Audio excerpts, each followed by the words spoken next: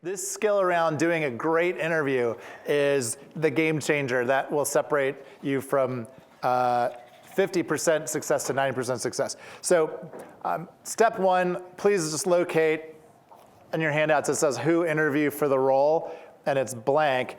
And as an exercise, we're gonna fill in where it says job title, employer, and years. What were you hired to do? What were the priorities? What did you accomplish? What were mistakes? This little box here is the demonstration process you're about to do. So our evil plan is we want you to do this process with someone you don't know, because here's the fun part. So if you know each other, it's less of a wow factor. I want you to see how amazingly fast you can get to know someone asking them these questions that you've never met before. You're not going to do a 3-hour interview. We don't have 3 hours. But what I'd love for you to do is replicate exactly what I did with Sarah, which is first just decide who's going to be the interviewer, who's going to be the interviewee. And then if you're the one that's getting interviewed, just pick a job you've had and be like, all right, yeah, I was VP of sales from 2006 to 2009 at Radio Shack. Okay, and then your interviewer will begin. What were you hired to do? What did you accomplish? What were low points? Who'd you work with? What was it like working with them? What will they say it was like working with you? Why'd you leave? And if you get, this will take 15 minutes in that direction, and then switch 15 minutes in the other direction, and either at the end or at the switch point, if the interviewer and interviewee, if you could just kind of give the interviewer a little feedback on what you thought they did well or what they could have done even better, that would be wonderful. So the purpose of this is to practice the who approach to interviewing. Again, the template is just right here. It's this little box. And I'd love you to ask me any questions about this. We'll do it in both directions. So basically interview your Sarah, then your Sarah will interview you, and then you guys kind of debrief, and then we'll all come back together to talk about the experience. Chris Trendler and I will annoyingly be looking over your shoulder and listening, and we might give you a little direction in the moment. So you're gonna get kind of a spot from the masters. If you have a question real time, just raise your hand. If you have a question real time, raise your hand too. So do you have any questions about what we're about to do? Are we gonna do it here? Yeah, you know what? I think so. It gets a little hard tracing you guys down if you leave the area, not the building, but or the city or the city. And I have extra good news to report. Not only is there a tower of lobster waiting for us at the end of this experience, there is steak and think sushi also. surf and turf. So I'm not even kidding. You guys, we're solving your number one Steak's problem. reserved. And we're gonna eat like kings and queens here. So last chance for a quick question on how this exercise is gonna go. Basically just do the same thing you saw me do with Sarah, and push yourself to get specifics from your interviewee. What was the number, how many this, how many that? Try to really get the data, and just do your best, and we'll debrief on how it worked. Yeah, Ricardo. I remember you saying once on one of your other things that you tend to type stuff into your laptop. You still do that, or is that? Yeah, so almost all of us at GH Smart still type. I think we have one legal pad user still, but it's great to take notes. You should take notes, otherwise you're just gonna forget stuff during the interview process. So yeah, just practice, like I jotted down 900K, jotted down from 7 to 9 months to fill to 3 months, like the key facts, go ahead and take notes, and it's okay. You don't have to have 100% eye contact. So you have your laptop on the side. We've actually sat in many where we have one of the GH Smart guys, Jason Cattell, whatever, and then literally, really tell me more. Doing it much quieter than that, but they're literally transcribing everything that they hear into a kind of a set format as they're taking notes, as they're still talking to the person. I can't do it, I just write. Yeah, writing or typing on a laptop, either is considered okay. Any other final questions before we dive into this exercise? So, without further ado, please find a perfect stranger to be your interview partner. What else was easy or hard, or any other observations of doing the exercise? Yes? I noticed because I've been using some of your other forms and used to rate your team, how many A players, B players, C players. So I just wondered if you missed that out for a reason, whether it was not something. And the other thing was, how did your boss rate before? I remember originally you say, bosses good points, bad points, and then transition. And there was that thing about balancing how many good points and how many bad points, and then somehow they would follow into that vacuum and be able to. Yeah, all right. I'll hit that point.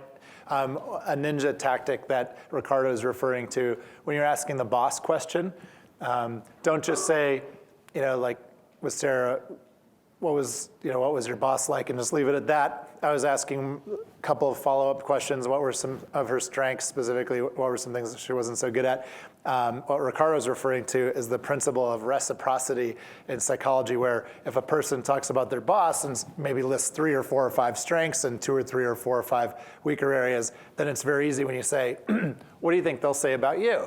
Then they'll give you like 3 or 4 or 5 strengths and 2 or 3 or 4 or 5, weaker areas. It's a little bit of a tactic for getting the person to be complete in their answer. Thank you for that. Other things you observed from this interview experience, doing the WHO interview? Time flies. It does, yeah. So time flies, and it's, for those of you getting interviewed, did it feel like a horrible, invasive process, or did you kind of enjoy the process? Just honestly, like what? Yeah. It didn't feel horrible, but it certainly felt like you had to work. Yeah. You bet. Yep, that's right.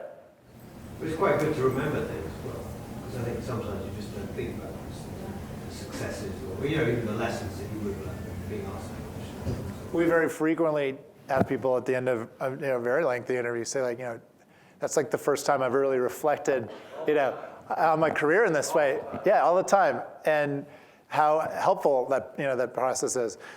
Picture this too. You could take that interview information. Picture you just did one job. In the actual WHO interview, you do the early years and high school, college. You do job 1, job 2, job 3, all that data, all those patterns, and then what you do is the candidate leaves, and you go back to your scorecard, and you say, okay, restaurant manager, more marketing than ops. That's the scorecard, outcomes, et cetera. Let's just rate the person on these different areas: the outcomes, their likelihood to be able to achieve the outcomes, and the competencies, and then you're kind of like done for then with that candidate. You have other candidates coming through. Now all of a sudden you have apples to apples to apples comparisons on the same scorecard ratings of candidate 1, 2, 3, et cetera. So that's how it works. It's just super straightforward. Frankly, you can use this exact method for making decisions about anything. Start with a scorecard, collect data, rate them on the scorecard.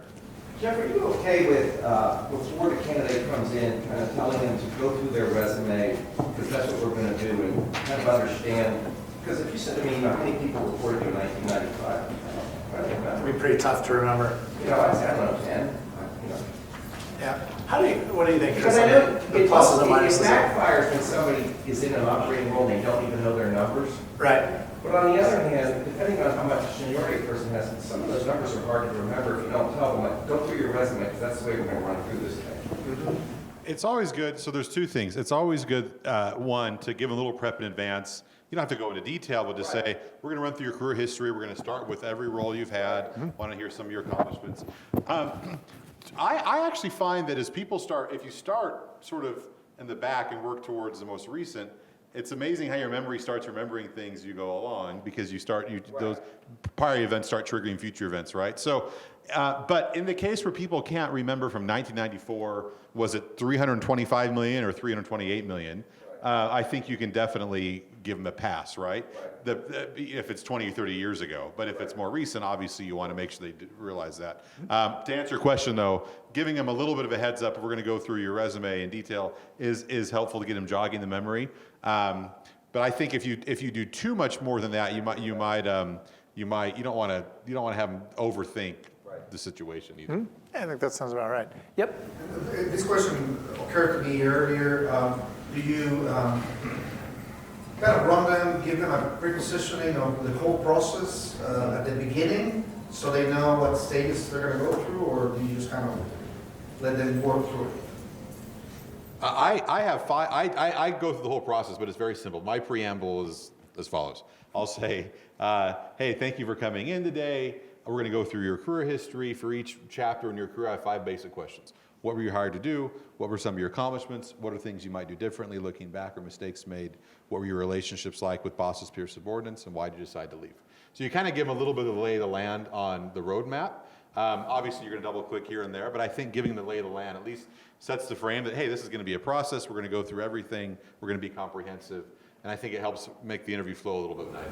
For the whole process, I mean, from the moment that you are doing the first screening interview, or do you give them that whole vision of this is stages we're going to follow in this process or not? I think that's a good advantage, yeah. Yeah? One thing we do a lot when we get candidates in is, by knowing that the final candidate will have the GHMAT assessment, we tell them in the beginning, look, we're not going to give you a lot of in-depth interviews to begin with. What we want to do is we want to know who you are as a person, and for you to get to know us. If we think after having these conversations that we've got a good match, then we'll get to giving you the real assessment that's going to be informed. So it makes them more relaxed. You get to know who they are as people, and then you can get into details later on. And it makes a big difference. Sounds good. I am so excited for what we've accomplished so far today. I mismanaged our time just a smidge because there's one last piece of the 4 steps: scorecard, source, select, and sell, that we didn't hit before lunch, which is sell. There's this checklist that we discovered after analyzing 100 leaders and figuring out how they sell candidates. They're like, we're going to hit that when we come back from lunch. And then you guys are going to get a chance to calculate your power score. This is this algorithm that we discovered that if your team is good at all of these 3 things, you are 20 times more likely to achieve your desired results than if your team's not good at all 3 of these things. So what we're going to do is we're going to do a self-rating on the 3 things. We're going to talk about how you can increase your power score and lead your teams better. And then we're going to do public Q&A for the remainder of the time until, if you guys still have questions, right at 2 o'clock we'll end, and Chris and I will be available. We can answer some more questions or autograph books as you choose, because we aim to please. We want you to walk away very satisfied. We're filming, so we don't know what we're going to use any of this footage for. Your testimonial is so good. I'm going to show it to Randy and ask you guys if we can stick it on some website somewhere. But out there, I don't know if you have any kind words to say about like the book or the usefulness of this workshop. Feel free. Please don't hold back with these guys. Again, we probably won't do a public workshop in the foreseeable future. Our main business is actually consulting with our clients and doing the consulting work and writing books. But this, every 5 to 10 years we do a public workshop, and it's great fun. So thanks for that. I'm trying to think of any other like housekeeping things. The Tower of Lobster has been assembled, I am told, and the surf and turf and steak and sushi and veggies and stuff are hopefully awaiting us. So we have a full hour break, so you can eat, chat with your buddies, talk to us if you want, catch up on emails. We'll start promptly at 12:30 back in here, and then we'll do the final 90-minute session and close right at 2 o'clock. Any just housekeeping questions before we go to lunch break? All right, everyone, enjoy your lunch break. We'll see you in an hour.